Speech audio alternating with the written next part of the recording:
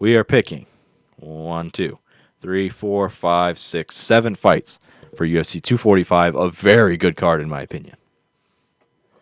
I agree.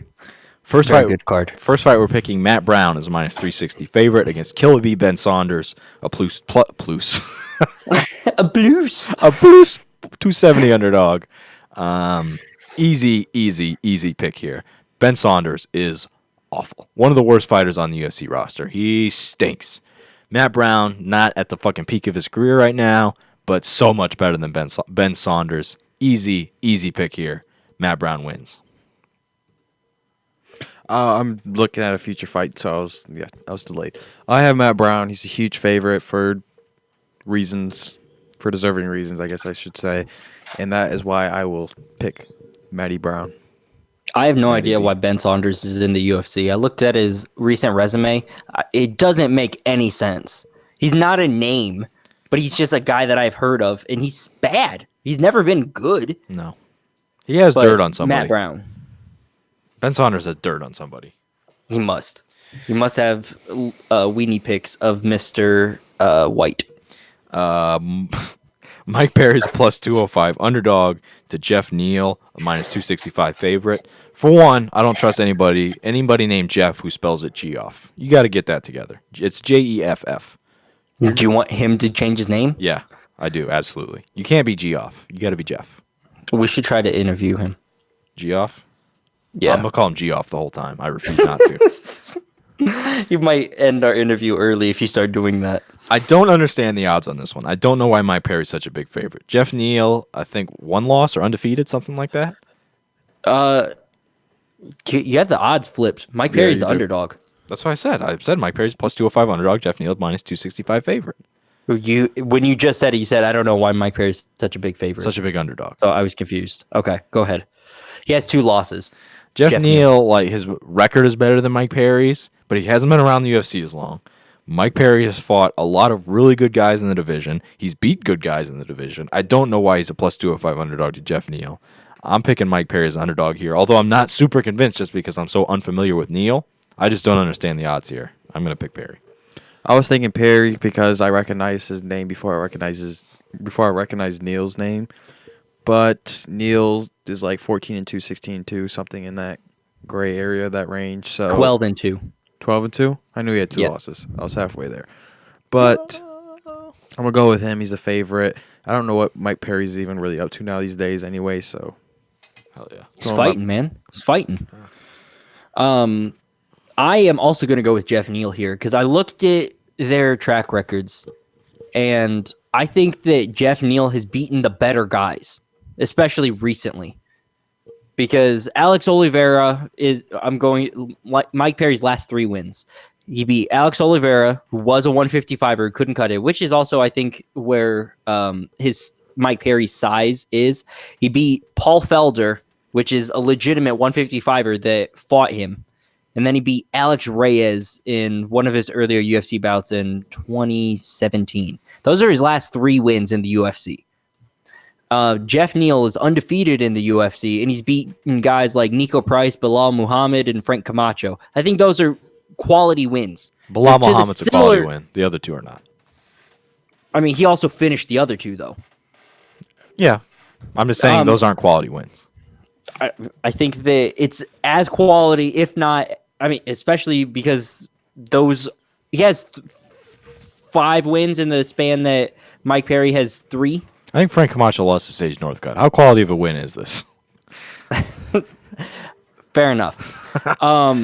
He's also, in his UFC career, I guess, he also fought in Dana White's Contender Series, so I'm going to count that fight. Oh, bullshit. He's gotten 4 finishes and then that decision over Bilal Muhammad. I think that he's right now, he also just looks like an actual welterweight. I think the size is going to be an advantage. I think he's just better at the moment, so I can kind of understand the odds.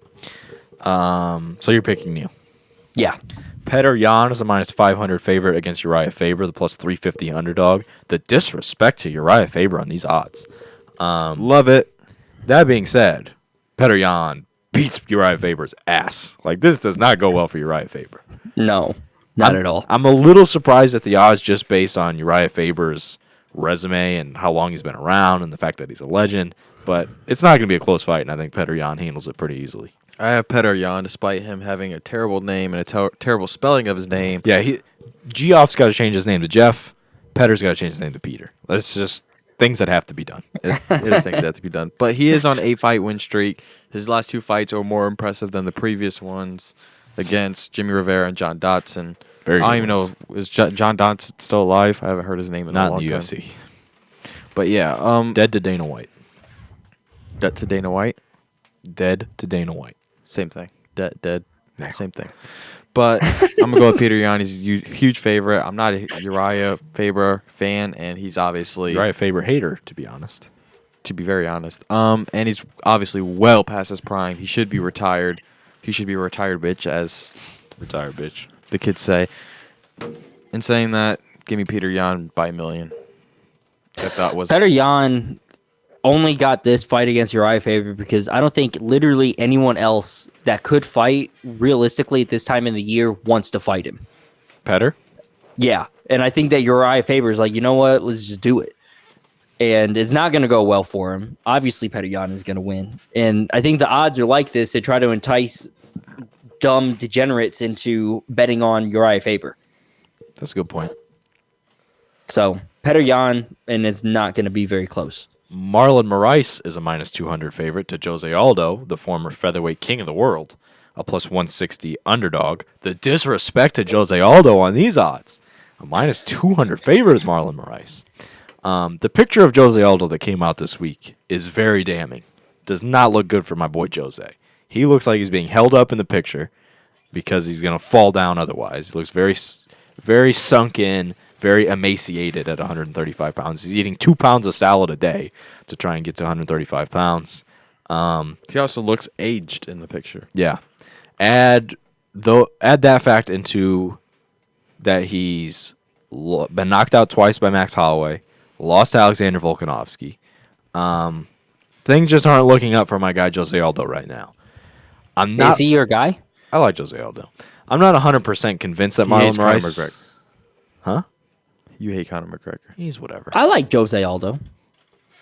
Anyways. And I love Conor McGregor. I'm not 100% convinced that Marlon Moraes definitely gets a win here, but all the factors have to point to you leaning towards Marlon Moraes, in my opinion. So I'm taking Moraes to get the W over the legend, Jose Aldo. I think the odds are very respectable. I think all fingers are definitely pointing towards Moraes to win. This is his natural weight, right? Yep. This is his natural weight, like you just said.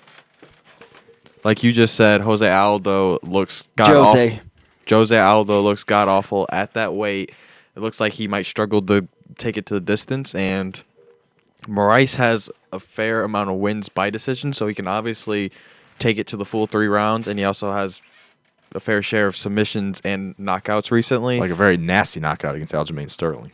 So he has knockouts, subs, decisions. He can win the fight at any phase, at any time, it seems like. So I think all fingers point to him, but I'm just going to go with Jose Aldo. I just got a Jose Aldo. I say it how I want. It's just not how you say it. I'm going to go with Jose Aldo just for a more gut feeling. And I'm not even a Jose guy like you guys are. I don't even think he's that great. He's definitely don't got the track record. Wow. What a take. What? It took a second for that to sink in. What? Jose Aldo's not that great. I mean, doesn't have that great of a track record? Did you just say that his recent fights was a loss to Volkanovski and 2 knockouts to Max? Now, yeah. That's what I'm trying to say. He was legitimately the second greatest 145er ever. I'm going off of recency, not career. Okay, that makes more sense. The track record as of late is definitely better for Moraes than Aldo, but I don't care. I'm going with the gut. Going with Aldo. And I also kind of want to pick another underdog. It's fun. It is fun to pick an underdog. I'm also going to go with Jose Aldo here. I think that Marlon Moraes is very good, obviously. I picked him to beat, I think I might have picked him to beat Henry Cejudo. I may not be right in that. But he got beat by the smaller man in Henry Cejudo. And so I think assuming Jose Aldo can fight healthily, remotely healthily, I think he can avoid the big strike from Marlon Moraes. And I assume that his jiu-jitsu is more than good enough to handle anything that Moraes can throw at him. I think that he's learned from the Volkanovski fight. He won't be afraid to pull the trigger like he showed in that fight that he couldn't do. And so I think that Jose Aldo is going to get a dub, and then he's going to fight Henry Cejudo. To give Jose Aldo more respect than my reasoning for not picking him, losing recently just inspires me more to pick him, because I don't think he's just bound to keep losing and keep losing. He's too good of a fighter, even though he's not at the top anymore. If that makes sense. Yep, I understand. To me, it was just like at one time we were saying Jose Aldo just doesn't lose. Like, it doesn't happen. Jose Aldo doesn't lose fights. And then it was Jose Aldo doesn't lose to anybody but Conor McGregor. And then it's Jose Aldo doesn't lose to anybody but Conor McGregor and Max Holloway. And then he lost to Volkanovski. So, I mean, are we going to add Marlon Moraes to that list? It seems like it's likely. I don't think so. I just think that, because I think if he was just more active against Volkanovski, he could have won that fight. I will say that I think Volkanovski and obviously Max and obviously Conor are a step ahead of Marlon Moraes. But even if he's a step behind, Jose Aldo's not exactly taking steps forward anymore. Yeah, I 100% agree. But I think that Jose Aldo is going to get a nice dub this weekend, my guy. Bantamweight champion of the world and featherweight champion of the world, Amanda Nunes is a -300 favorite against Germaine Randamie. Germaine Randamie's last loss, do we know? Amanda Nunes in 2013. I just don't see a way where you pick against Amanda Nunes in this fight. I think Germaine Randamie's a kickboxer, and Amanda Nunes is a better MMA kickboxer than Germaine Randamie. I don't see a way where Germaine Randamie can find herself an advantage in this fight. Not only is Nunes better in Germaine's best category, she's better in all the other categories too. I think it's going to be a finish, knockout, second round win for Amanda Nunes. Yeah, this is a super easy fight to pick. Amanda Nunes finishes it. Nunes.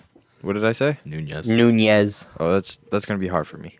Pronouncing names is super easy as long as you hear it the first time, but memorizing is the hard part, obviously. Every single time that we talk about her, you say Nunes. And you also say Jose Aldo. Yeah. Jose's super easy, but Nunes, like Nunes. It's that easy. It's very simple. But it should be Nunes. I agree with that. And it should be But I Jose. mean, she's Brazilian, so that phonetic system doesn't work out that way. I agree, but it should be Nunes. I have Nunes. That's so There you weird. go. That's so weird. It's like saying, it's like looking at the color blue and saying red. It's just how it is. I don't know. It's not nearly that bad. You're being dramatic. She's you winning little within boy. 3 rounds by knockout or by TKO. She's finishing her. She's ending her life. Mic drop. Fuck Germaine Randamie. Fuck GDR. FGR. Yeah. Amanda Nunes is going to cement herself as the greatest women's MMA fighter ever on Saturday night. Like she has 'Cause- already. Well, I think she has, but this is the last step in that, because then she will have beaten every champion, or maybe not every champion. Yeah, every champion at 135 and 145. She's already beat Germaine, so she's done that already. But yeah, I see what you're saying. But after they won the belt. Right. And she also beat the 125-pound champ. I mean, she can't obviously go down any lower, so she can't fight like Joanna or Valentina at 125. So, I mean, she's going to just cement herself as the GOAT. And that's all you have to know. If there's one lock on this card, it's probably Petr Yan. But Amanda Nunes is a close second. Yeah, and that's why she's a -300 favorite. Yeah. Max Holloway, -175 favorite, the featherweight champion of the world, against Alexander Volkanovski, the +145 underdog. Alexander Volkanovski's on a 17-fight win streak. Max Holloway is on a 14-fight win streak at 145 pounds. That doesn't happen in MMA. That is insane. Max has a loss in there, obviously, because he went up to 155 and lost to Dustin Poirier. But at featherweight, 14 straight wins. That's insane. Max Holloway is the king. All of them in the UFC. Mm-hmm. Not Alexander. His last loss was to Conor McGregor. Yeah, his last 2 losses, even if you want to throw in the Poirier one, his last 2 losses are Dustin Poirier at 155 and Conor McGregor. That's crazy. It's a crazy stat. However, we are living in the blessed era, and while Volkanovski's had some very impressive wins in the UFC, added to all those wins that he got outside of the UFC, Max Holloway is the featherweight king for a reason. I don't see a featherweight right now that comes up and beats Max Holloway. I just think he brings so much pressure and nothing that anybody's ever dealt with before, especially Alexander Volkanovski, with this being his first title fight. He's fought Jose Aldo and beat Jose Aldo, yes, but even Max is such a different animal than Jose Aldo. Jose Aldo couldn't handle Max Holloway. So it's the blessed era, and it rolls on with a Max Holloway win on Saturday. Brendan's yawning. Big yawn. Max Holloway is 100% winning. I feel like his biggest challenge was Ortega at the time, and he completely neutralized him and dominated the fight. So I'm not necessarily saying he's going to neutralize Volkanovski and dominate him, but he's faced his challenges that kind of scared me a little bit in picking the fight. So at this point, I'm full go on Max Holloway in his own weight class. I'm picking him 100%. He's winning this fight, no doubt. I'm also going to go with Max Holloway. I don't think he can be beaten at 145 the way that the division is currently configured. I think that the biggest challenge, obviously, against Volkanovski is going to be defending the takedowns, but he beat Frankie Edgar, who is arguably the best grappler in the history of those divisions, in those lighter divisions. Yep. He's fought at 55, 45, and all of that. So I think that he's shown that he can beat a guy like Volkanovski. He just has to go in and do it on Saturday. If you can beat Jose Aldo and Frankie Edgar, I feel like you can beat anybody. And Max legitimately anybody. Max has beaten Jose Aldo and Frankie Edgar. So, yeah. Heavyweight. What the fuck? Wow. Main event of the evening is the welterweight championship of the world. Kamaru Usman. This is his first title defense, correct? Correct. Minus 190 favorite against Colby Covington, the plus 155 underdog. Both go into this fight with a 15-1 record. Neither have shown any vulnerability. I thought Kamaru was undefeated. No, he's got a loss pre-UFC. So the Nigerian fighters, or whatever, are undefeated in the UFC. In the UFC. Besides the one dude. Neither have shown any vulnerability in a very, very long time. Kamaru Usman fucking dusted Tyron Woodley. Colby Covington dusted Robbie Lawler. Dusted Rafael dos Anjos. This is a super, super tough fight to pick. I would argue that lately Colby Covington has looked better among the two. I just think he's going to have problems dealing with Usman's style because it's so similar to Colby's. Just more wrestling centric than Colby's is. I think it has the potential to be a very, very boring fight. It's intriguing, but I think it's going to be boring. I'm giving the championship edge to Kamaru Usman. It's a super tough fight to pick, as I said a minute ago, and I stumbled over a minute ago. But championship experience, I think the styles clash a little bit in Usman's favor. So I'm going to pick Kamaru Usman to get the win. I'm hoping Kamaru Usman gets the win over Colby Covington on Saturday. I have Colby Covington, although I would definitely 100% agree. I do want Kamaru to win. I hope Kamaru finishes him and then takes his hat and just jumps on it. Although there's no political views here. Brendan doesn't want to get political unless it fucking aligns with him. But I hope he just spits on the hat and just jumps on and squishes it with his feet. But in saying that, I do think that Colby is the better fighter. He's been fighting better lately, although it is against lesser opponents, obviously, because Kamaru's last fight was against a pretty good champion in Tyron Woodley. He's been fighting at championship level. And it's a very good win because, like I just said, Tyron Woodley, I don't know, he had like at least 2 to 3 defenses. So it's a pretty good win beating a title holder that has many defenses. But I just think that Colby's pace and his fighting style, I think he'll outstrike him, even though I'm not going to say it's going to be on the feet a lot. I just think he's going to win. Me putting my thoughts into words is awful sometimes. It'd be like it's that, okay. Man. Shake it off. I just think Colby's a better fighter. Sadly. Yeah. I disagree with you. I don't think he's necessarily the better fighter. I think he's just a little bit different. So looking at the record, their second and third fight, 2 and 3 fights ago for both of them were in the same orders, RDA and Damian Maia, then they fought RDA. They both won those fights. and they both won them by decision. And I think in those two fights, Colby looked better. He had better performances. Although based off their last performance, which was for Colby, Robbie Lawler, and then Kamaru Usman against Tyron Woodley, I thought that Kamaru absolutely mopped the floor with Tyron Woodley and looked a lot more impressive than Colby did against Robbie Lawler. Although he did look very good in completely neutralizing the former champion. Like Buju said previously, Kamaru seems to be a bit more grappling centric than Colby, who I think is much more of, I'm going to put you up against the fence or I will pressure you for 25 minutes. Let's see if you can keep up with me. I think that that's something that Kamaru hasn't dealt with yet at all, especially against a guy that can probably at least grapple with him in the same league. And I think I'm going to go with Kamaru Usman here, but man, it's a razor close fight to pick.